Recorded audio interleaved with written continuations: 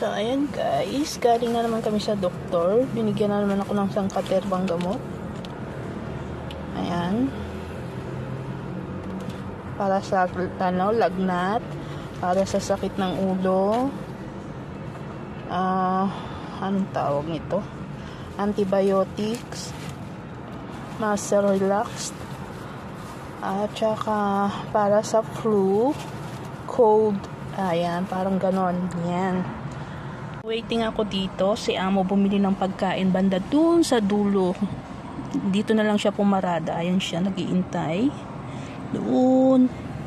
Bili siyang pagkain kasi tanghali na.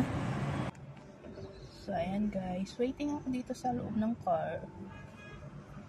So, ang dami ko na namang iinumin gamot. Mamaya.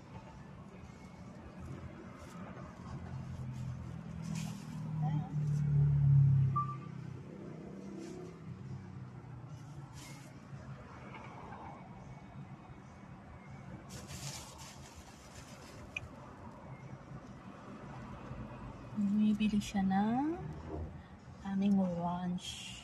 Lunchy. So, ayun guys. Ilang araw na masakit yung ating ulo.